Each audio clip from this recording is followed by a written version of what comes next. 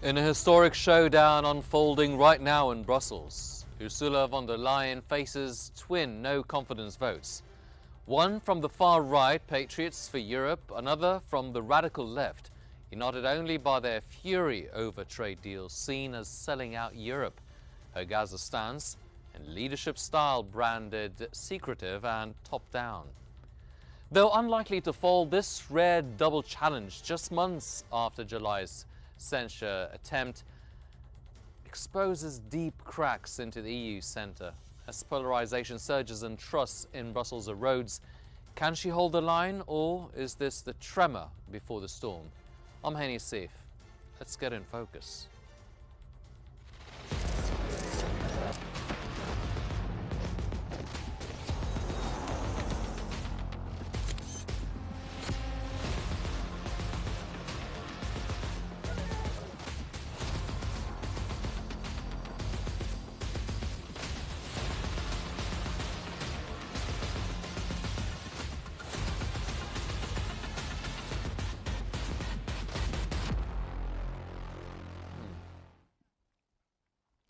Politico has reported that European Commission President Ursula von der Leyen faces an unprecedented wave of scrutiny, with no confidence votes becoming a routine fixture. She's constantly under pressure from various parliamentary blocs over her mandate's performance and commitment to transparency. The mounting criticism stems from key policy files, including contentious trade agreements with the US and Latin America, and deep disagreements over the EU's proposed long-term budget. This continuous political infighting signals the definitive end of the era of political consensus in Brussels.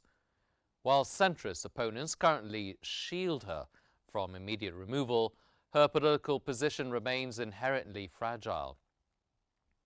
With the threshold for censure motions alarmingly low, every major legislative vote now effectively serves as a fresh referendum on her continued challenged leadership.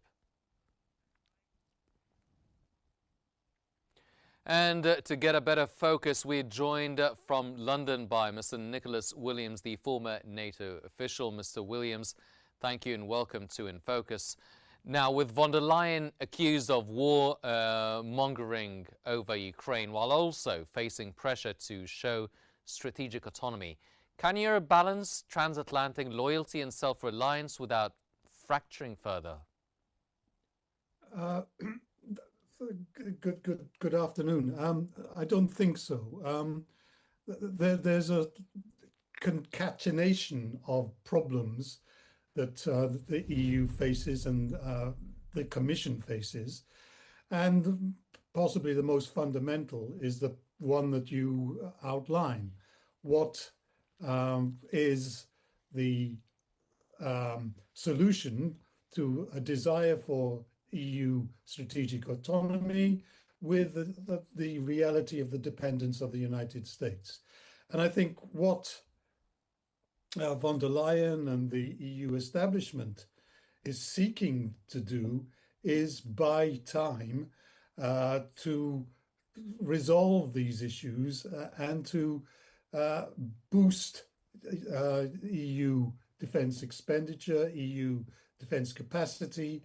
And so it will be in a better position to negotiate with the Americans, but not now, but after a certain time. Mm-hmm. Well, does this dual no-confidence challenge signal a weakening of European Union unity just when NATO needs a strong, coherent European partner amid the rising global tensions? Well, there are two votes of no confidence, mm-hmm. One on the right, one on the left, and these are being debated possibly as we speak. It's the edges are getting frayed in a European consensus, and only over the weekend the Czechs voted for a populist leader who is going to add to the woes of the Commission by challenging the Ukraine policy, by challenging their green policy, and so on. So yes, there is a fraying of consensus, and while the states are, the EU member states are relatively in consensus over the Ukraine war, for example, the populations are steadily realizing that this is going to cost money and that it's going to cost them in their pockets. And there are problems in all economic problems in all EU countries. Mm-hmm. Well, given von der Leyen's close alignment with the Trump administration on trade and security, is she strengthening or undermining Europe's long-term strategic sovereignty?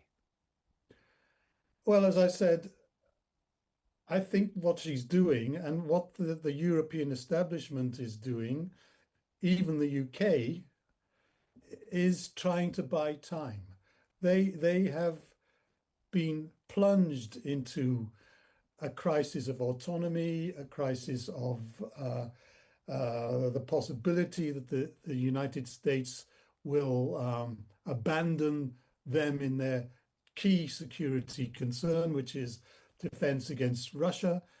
And so in order to reorganize and think through what the absence of America will do, they need time. So what von der Leyen and many of the politicians are doing is trying to appease Trump and placate Trump by increasing defense expenditure, while surreptitiously trying to advance European autonomy, basically through means of building up European defense industries. Yes, well, keeping in mind these security concerns and the stance regarding Russia, do you feel that the erosion of the EU's political center would embolden the adversaries like Russia or China by exposing the institutional fragility at such critical geopolitical moment?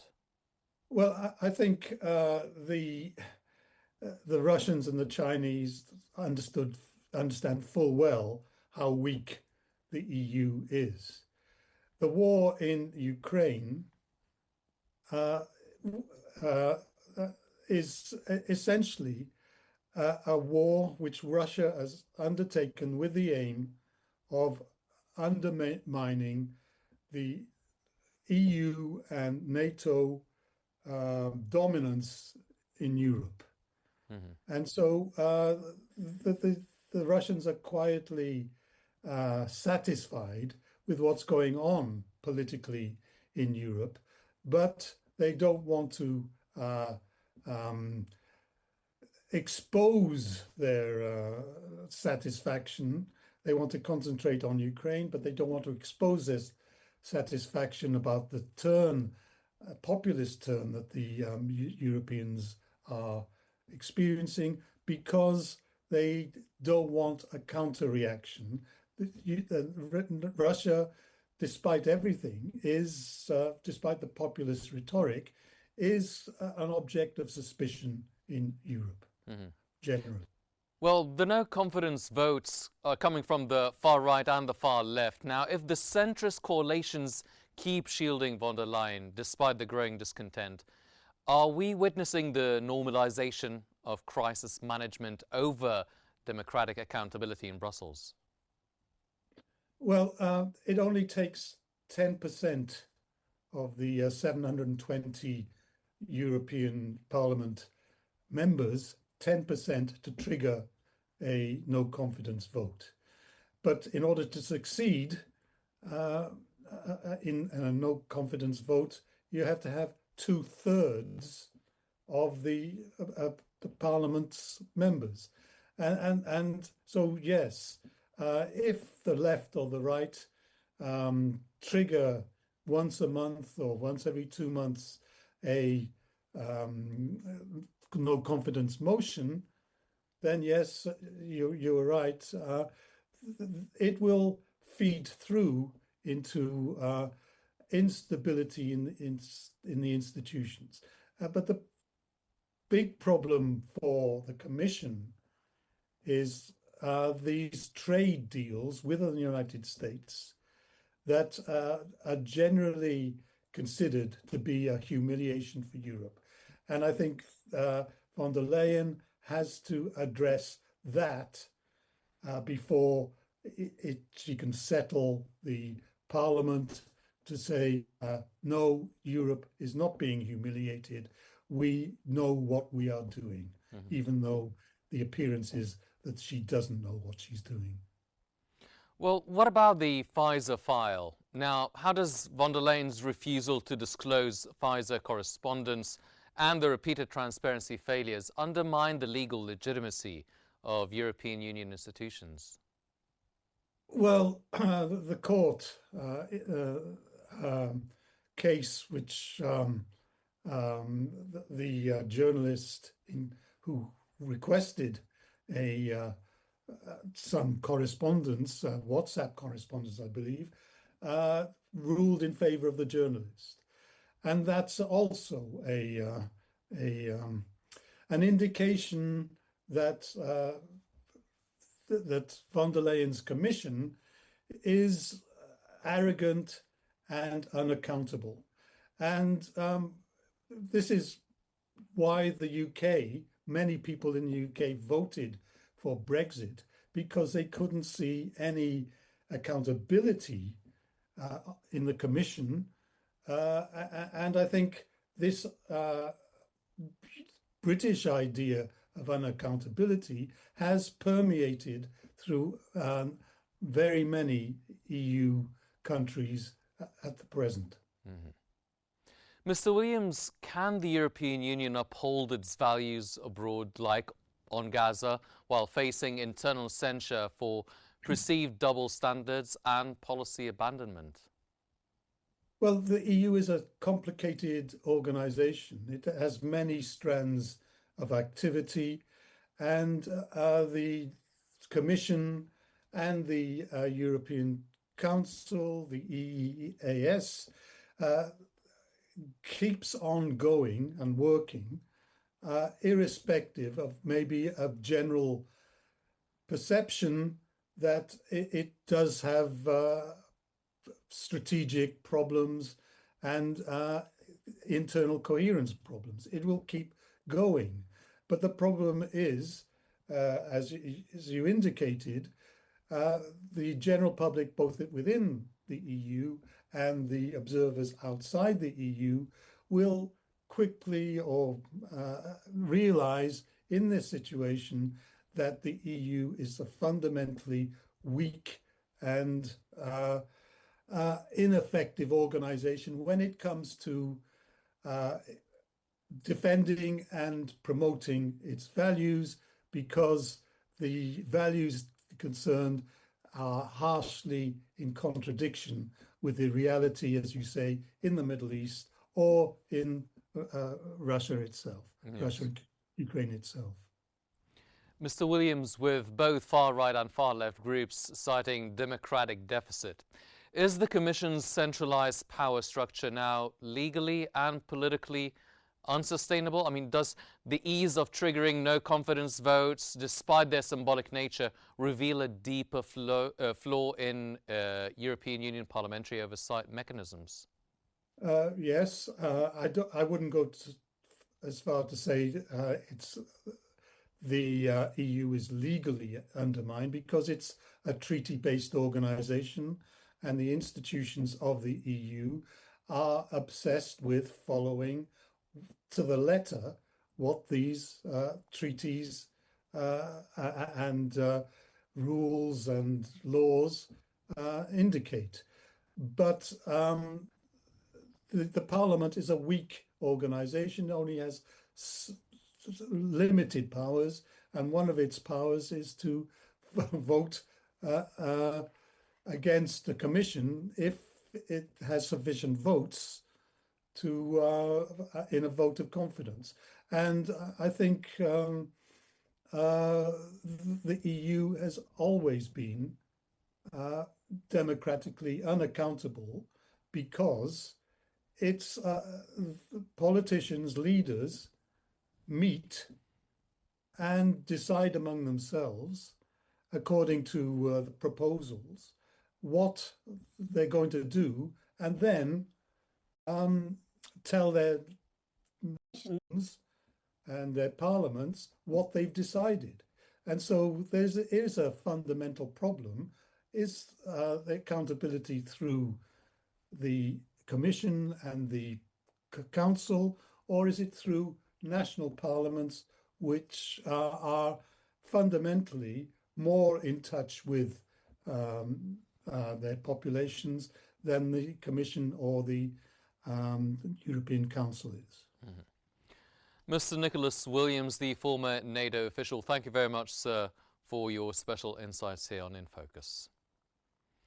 As Brussels grapples with internal fractures, Beirut confronts its own reckoning, with Israeli strikes intensifying and US aid flowing. Lebanon's cabinet meets today to review the army's first report on disarming Hezbollah.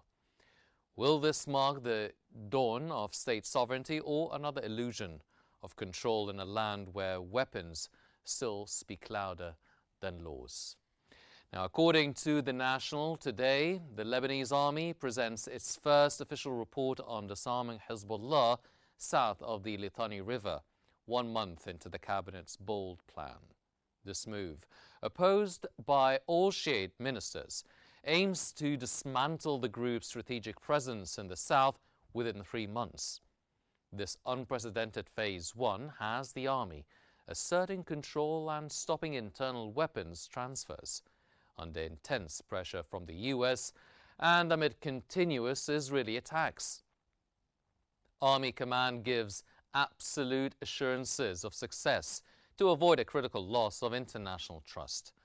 However, the opposition from Hezbollah remains fierce as Israel still occupies Lebanese land.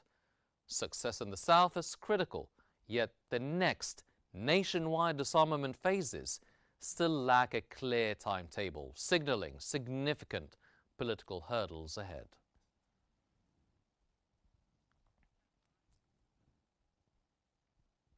And to shed more light on Lebanon, we're joined from Beirut by Mr. Mohammed Barakat, the managing editor of SAS Media. Mr. Barakat, welcome to In Focus. With the Israeli strikes killing civilians daily and Hezbollah vowing to keep its arms, can the army's report truly launch disarmament, or will it just deepen Lebanon's paralysis? Well, the army report can open a path for disarmament, but it has to transform into an action plan. So it can be giving a new scene in Lebanon. But until now, it's not yet an action plan. It's still words on paper till now. Mm-hmm. Well, does the $230 million in US aid empower the state and its bold plan, or do you feel it could just trap it in a foreign agenda that ignores the reality of Hezbollah in the south? Its value depends on linking it to rebuilding the authority of the state, the authority of government. If the government can take the army into a new level where it will be the only armed group in Lebanon, this aid can be transformed into, as I said, an action plan to disarm Hezbollah. Or it will be, like I said, it's words on paper, and it will not be transforming into an action plan. So this aid doesn't mean a big deal in Lebanon. So it's still the conflict, the political conflict between Hezbollah and the government. Hezbollah doesn't want to give the government his arms. So this amount of money, it's a big amount of money, it can be used to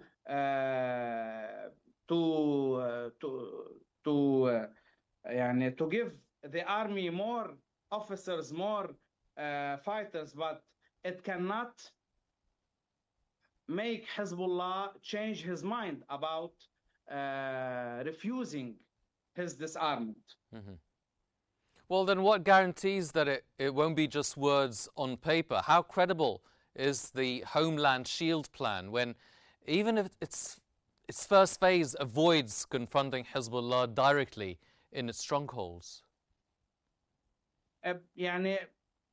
We can't say that avoiding the confrontation with Hezbollah, the army avoiding confrontation of Hezbollah, it cannot be a doctrine for the army.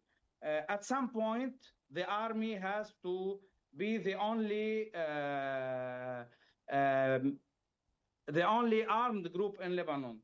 So we cannot say that this confrontation will not, we cannot go there. The army has to be strict with Hezbollah. At some point, we will see some confrontations. Maybe it will not be big battles, but Hezbollah at some point will refuse to deal with the new position and the new scene in Lebanon. Until then, we cannot say that we have to make a doctrine in the government that we will not make a confrontation with Hezbollah. Mm-hmm. Well, then how can the army really enforce the weapons confiscation realistically and avoid the confrontations to a bare minimum while Israel still occupies the Lebanese territory south of the Litani, defying UN Resolution 1701? Well, it's not, Hezbollah started this war with an Iranian decision. The army, the Lebanese army, cannot make the Israeli withdraw from the south of Lebanon. And till now, Hezbollah, as long as he is not letting the army taking the action in the south of Lebanon, he cannot say that the government didn't do her homework. So until then, until the army is the only responsible, security responsible about the south and all of Lebanon, it's not the government call to make a battle against Israel. So neither Hezbollah is respecting the 1701, neither Israel. Israel is occupying our land, yes. Israel is bombing our villages, yes. But also Hezbollah is not respecting the 1701 because he is not responding with the government about the Homeland Shield that you are talking about. So the Homeland Shield, we cannot ask the government or the Homeland Shield about his duty or his responsibility about the south of Lebanon unless Hezbollah is accepting to give his arms away to the Lebanese government. Mm-hmm. Well, do you see that? I mean, do you think that a single report is enough to restore the state's prestige? Do you see this army report as a national consensus or a unilateral move that risks igniting sectarian tensions? Of course, it's leading to sectarians confrontation. We saw that at the Raushi last week, and we will see it in many other forms in the coming weeks. But the weapon dialogue in Lebanon, or the dialogue about the weapon, it cannot be as it was in the past several years. So it's not a Shiite militia anymore in Lebanon. This militia is controlled by Iran. And it has many allies, Sunnis, Druze, Christians, and now the majority of the Shia are not responding to Iran. We can see that Harakat Amal, the Amal movement, which is the president of the parliament, Nabih Berri, is the leader. Amal movement doesn't want to be a part of Hezbollah coalition anymore. The Amal movement is with the Homeland Shield, with the government, is allied with the government right now with the 1701 resolution. And also there is a big number of Shiite oppositions in Lebanon who are fighting in the media against Hezbollah.